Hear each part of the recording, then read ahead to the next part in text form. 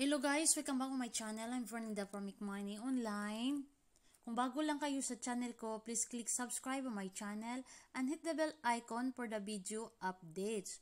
So guys, ang pag-uusapan natin tungkol for investment as low as 50 pesos.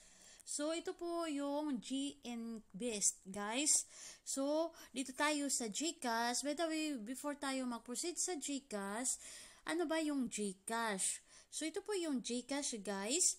So, ito po, Gcash is simple terms. Gcash is mobile money or e-money that allows you to pay bills, send or receive money, buy, load, shop online, book movie tickets, and more with the use of your smartphone.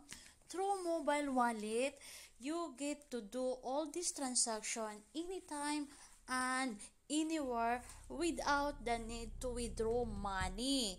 So, yun po yung GCash, guys. Dito po, nakabase po ito sa Pilipinas.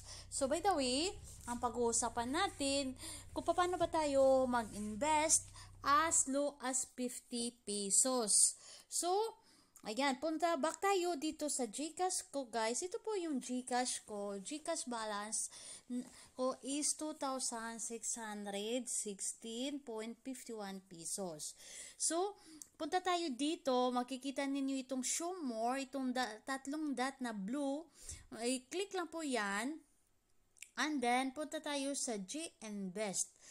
So, ayan guys, sa Ginvest, naka-ano na po ako, naka-invest na po ako dito.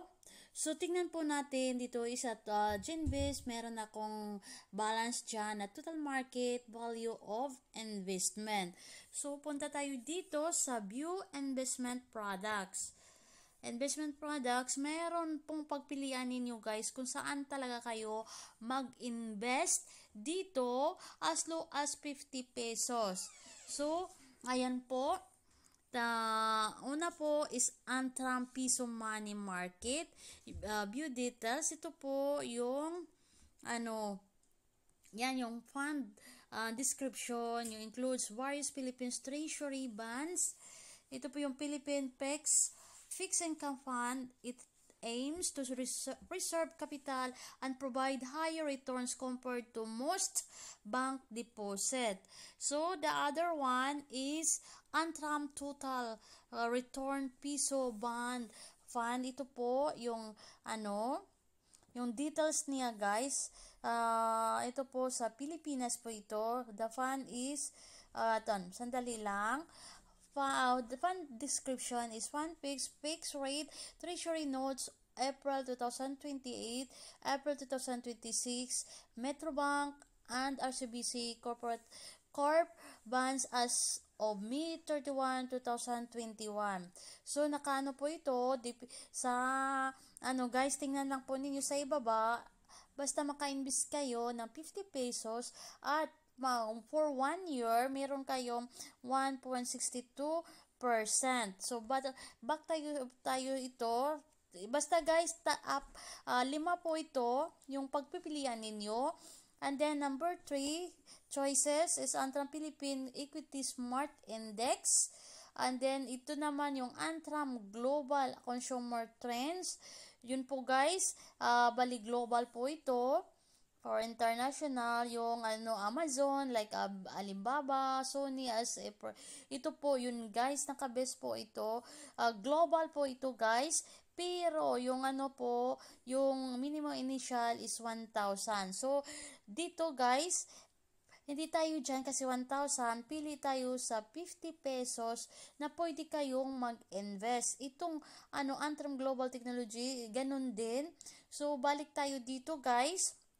Dito sa 50 pesos. Antram Piso Money. Tingnan muna natin dyan. So, ayan, pwede po mo dyan. Po ito? 50 pesos. Pero po, good for 1 year. 1 year is 0.44% only. So, i-choice natin ito guys. Itong Antram Total Return Piso is 50 pesos also. So, meron kang 1.62%.